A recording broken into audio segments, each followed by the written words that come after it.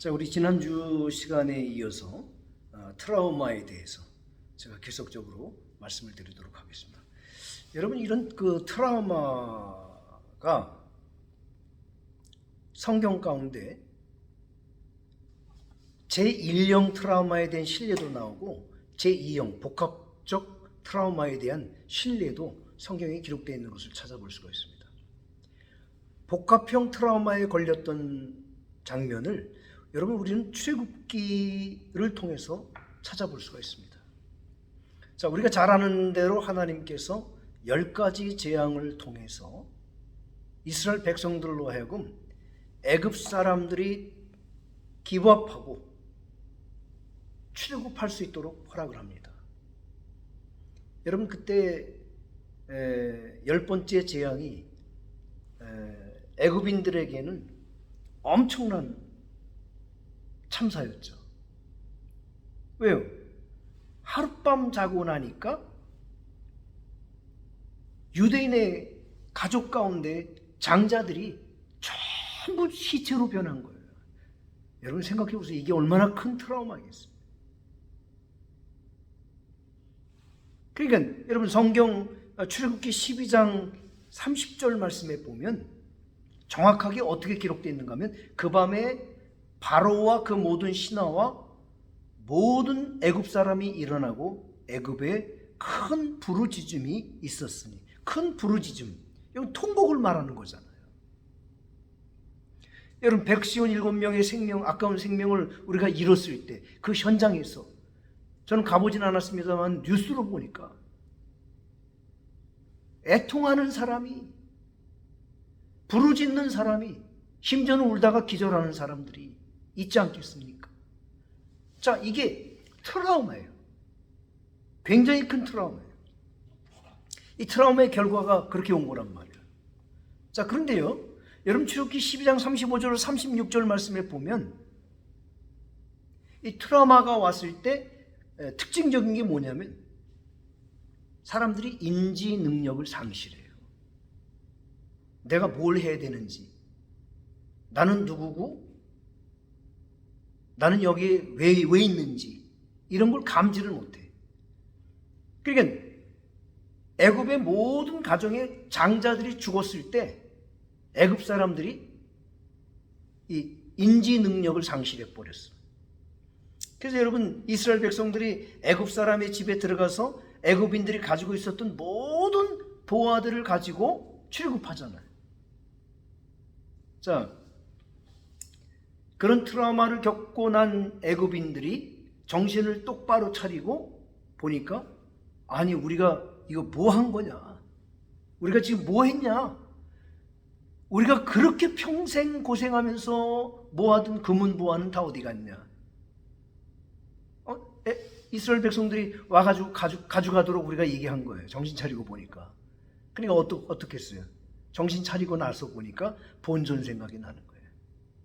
그놈의 새끼들 빨리 쫓아가가지고 다 죽이고 우리 걸 다시 찾아오자. 이게 이제 트라우마에서 해방돼가지고 정상적인 생각을 가지게 됐다는 것이죠. 자, 여기서 우리가 배운 바 있는 라이트의 위기 정의를 좀 한번 생각해 보자고요. 위기는 영구적이지 않고 일시적이다. 자, 애굽 사람들이 국가적 트라우마, 국가적 참사, 비극을 겪고 나서 생각해 보니까 자기들이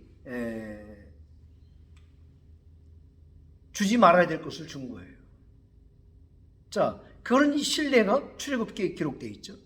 여러분, 욥은 어떻습니까? 욥 1장 1절에 욥이라는 사람이 신앙적 차원에서 하나님께서 인정할 만한 신실한 사람, 우스 땅에 욥이라 이름하는 사람이 있었는데, 그 사람은 순전하고 정직하여 하나님을 경외하며 악에서 떠난 자더라. 그 사람은 순전하고 정직하여 하나님을 경외하며 악에서 떠난 자더라.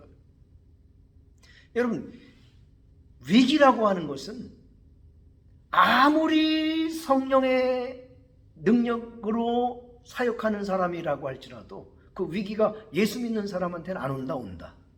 역시 마찬가지로 온다, 그 말입니다.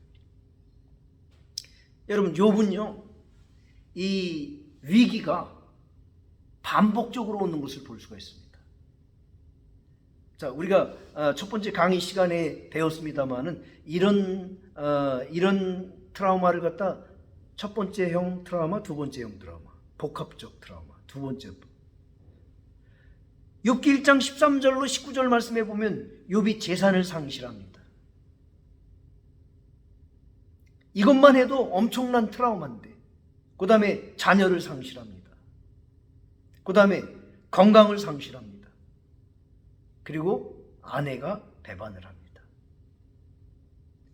여기 이 트라우마하고는 관계가 없는 내용입니다만은 욥기서를 공부하다가 욥의 아내가 한 말이 딱 한 번 나오죠. 욥의 아내는 요 대사만 한 다음에 사라진단 말이에요. 그 욥의 아내가 한 말이 뭡니까? 욥을 향해서 내 하나님을 욕하고 죽어라. 그러니까 졸지에 한 번밖에 안 나오는 단역 역할을 하면서 한 센텐스의 짧은 말을 던진 욥의 아내는 우리 기독교 역사에 악한 아내로 낙인 찍혔지 않습니까? 왜? 그녀가 욥을 향해서 한 말 때문에. 그리고 이렇게 힘들고 어려울 때 부부라는 게 위기를 같이 극복해야지. 응? 남편을 욕하고 죽었다고, 도망갔다고. 근데 여러분, 그 제가 본 책에서 이 욥의 아내가 한 말을 아주 새롭게 조명한 내용을 봤어요. 욥은 우리가 생각하는 것만큼 그렇게 악녀가 아니라는 거예요. 그 정도의 트라우마를 겪었을 때 그 현장을 벗어나고 싶어하는 것은 지극한 순수한 감정이라는 것이죠. 그래서 그럼 욥의 아내가 한 말이 뭐냐 그랬더니 욕하고 죽어라, 욕하다라고 하는 말이, 내 하나님을 욕하고 죽어라라고 하는 말이 히브리어는 어떻게 기록되어 있는가 하면 내 하나님을 찬양하고 죽어라. 그렇게 번역을 했어요. 그러고 보면 욥의 아내가 단역이긴 하지만 가장 중요한 말을 했단 말이에요. 그래서 욥이 주신 이도 하나님이시고 가져가신 이도 하나님이시니 욥이 자기의 입술로 하나님을 원망하지 아니하였더라.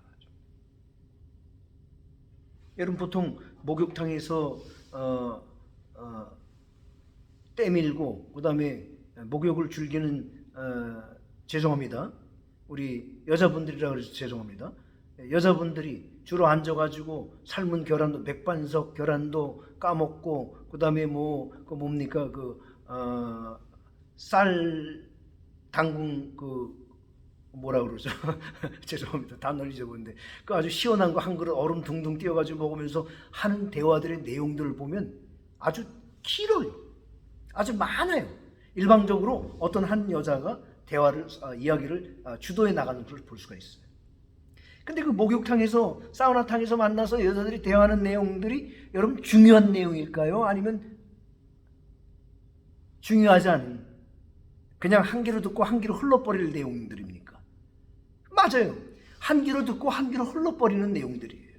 그걸 갖다 아주 심각하게 듣는 사람들이 없어요. 제가 무슨 얘기를 하는가 하면 중요한 말은 길지 않아요. 욥의 아내같이 아주 간단 명료하게 말하는 것. 내 하나님을 찬양하고 죽으십시오. 여러분, 지금 이 시점부터 욥의 아내를 악녀로 취급하지 말고 나도 그 정도의 트라우마를 겪었다고 한다면 아마 대단한 상실이 우리한테 찾아왔을 거예요. 하나님을 떠나든지 아니면 잠적을 한다든지 아니면 커밋 수사이드를 한다든지. 자, 그래서 제가 질문 한번 만들어 봤어요. 다음 세 가지 가운데 만약 한 가지 상실을 선택하라면 당신은 무엇을 선택하겠습니까? 첫째, 재산. 둘째, 자녀. 셋째, 건강. 교수님, 목사님, 그런 질문 하지도 마세요. 끔찍합니다. 그렇잖아요? 여러분, 공통적인 감정이라고요. 여러분, 재산을 잃자마자, 사업이 실패하자마자 자살하는 사람들이 얼마나 많습니까? 자녀가 죽자마자 따라가는 부모들도 있단 말이에요. 건강을 잃자마자 삶을 포기하는 사람들이 있단 말이에요. 여러분, 상실감이라고 하는 게 이렇게 큰 거예요. 여러분, 그래서 상실감, 트라우마를 겪고 나면 우리는 적절한 과정을 통해서 육체적, 심리적으로 뿐만 아니라 영적으로 치료를 잘 받아야 돼요. 그런 트라우마를 극복하고 이길 수 있는 것들은 자연적으로 되는 게 아니에요. 함께 여럿이 같이 그 어려움을 극복해 나가야 돼요. 그러면 요번에 이태원에서 벌어진 사건을 갖다 사건이냐, 참사냐, 이런 것 때문에 사망자냐, 희생자냐, 이런 것 때문에 여야가 싸우는 모습을 보면서 제가 뭘 받는가 하면 그게 트라우마의 비효과적인 대응이에요. 남 탓하기. 야당의 국회의원들에게 트라우마가 공격한 건 사실이에요. 근데 그게 긍정적인 효과로 대응을 해야 되는데 부정적인 비효과적인 방법으로 대응을 하는 거예요. 그게 뭐냐? 한동훈이가 마약 검사하느라고 너무 경찰을 많이 가져가는 바람에 그렇게 됐다. 별의별 남 탓하잖아요. 그러면서 자기들은 애도 기간에도 술 먹는 사람이 없단 말이죠. 이런 것들이 트라우마의 비효과적인 대응입니다. 여러분, 우리는요 트라우마를 겪을 때 남 탓할 생각하지 말고 그와 같은 때가 되면 우리는 하나님께로 나아가가지고 생각해야 돼. 하나님, 이 위기의 순간을 주님의 능력으로 극복할 수 있게 해달라고. 자, 그러면 우리 인류의 역사상 최대의 트라우마를 겪은 사람이 있다면 그게 누구일까요? 저는 우리 주님 되시는 예수 그리스도께서 인간 그 어떠한 사람도 겪을 수 없을 만큼 끔찍하고 아주 막강하고 세계 최대의 트라우마를 우리 때문에 겪으셨습니다. 그것도 복합적이에요. 제자들이 배신했죠. 트라우마가 생기죠. 1차형 트라우마가 생겼어요. 그런데다가 극심한 고문과 채찍과 십자가에 매달리셨어요. 두 번째 트라우마가 생겼죠. 복합적이죠. 그것만 해도 괴로운데 우리 예수님은 아버지 하나님께로부터 버림을 받았잖아요. 세 번째. 그러니 이 트라우마, 복합적 트라우마가 우리 예수님의 감정 가운데 휘몰아쳤을 때 우리 주님은 얼마나 힘들고 어렵겠냐. 근데 제자들 역시 트라우마를 겪었어요. 그렇게 의지하고 따르던 예수님, 그 예수님 때문에 우리가 잘 될 거라고 믿었는데 그냥 무기력하게 로마 군인들에 의해서 잡혀서 십자가에서 달려 돌아가셨잖아요. 자, 이 트라우마를 겪은 제자들의 모습 가운데 여러분 증상들이 나타났는데 우리가 성경 말씀을 보면 군중들로부터 멀찌감치서 예수를 따르는 것, 이게 지금 정신을 못 차리는 거예요. 인지 능력을 상실한 제자들의 모습입니다. 그 다음에 예수님의 제자들은 예수 그리스도를 모른다고 부인하고 저주했잖아요. 그리고 닭이 3번 울었을 때 베드로가 통곡합니다. 자, 이런 모습들이 바로 트라우마가 제자들 가운데 나타났다고 하는 것입니다. 자, 두 번째 강의 여기서 멈추고 잠시 후에 세 번째 강의 들어가겠습니다. 감사합니다.